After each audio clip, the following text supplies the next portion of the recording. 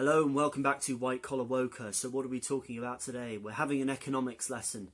And the economics lesson is about how the Chinese Communist Party and the Chinese Central Bank controls interest rates.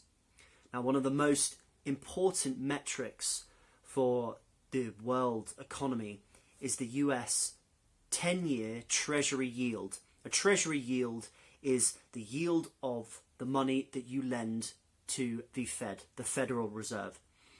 Now, the 10-year yield has rocketed up since the beginning of the new year, since the beginning of 2021. Most people don't understand the dynamics that's going on. One of the dynamics you need to look at is the price of the Chinese yuan or the renminbi. That price is very important because what the Chinese are doing is they're artificially keeping the price of the yuan low.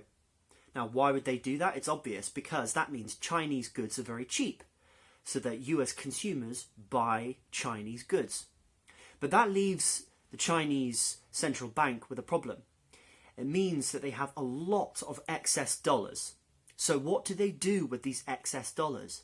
They buy treasury bonds.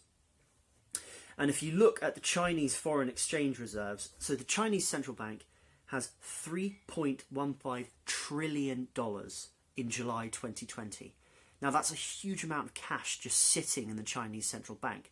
So the reason why interest rates are so low on the US 10-year bond is because the Chinese are then using that foreign reserve, the dollars, to buy back the US debt. That's why it's been so easy for the US to have low interest rates. And in fact, low interest rates across the world is partly being funded by the Chinese central bank.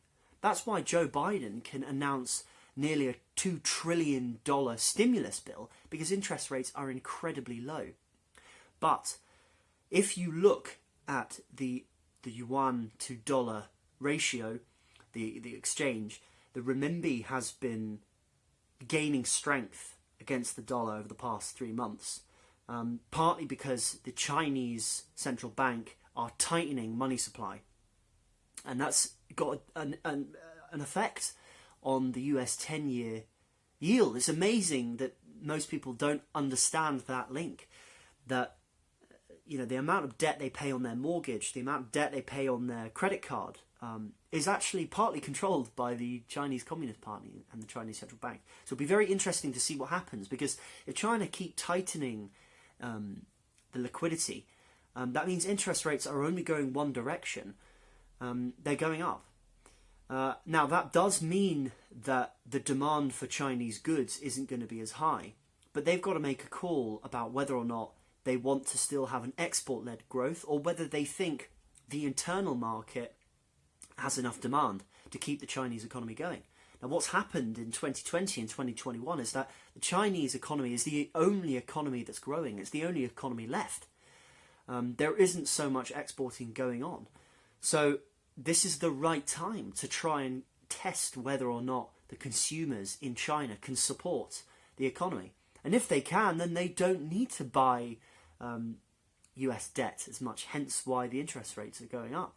So we could see a scenario in the future where interest rates are much higher because China no longer has an export-led growth model. Anyway, little economics lesson. Let me know if you like the economics lesson, and you can sign up to my book below, which goes into the UK generational divide. Got a lot of economics in it. And until next time, see you guys soon. Bye.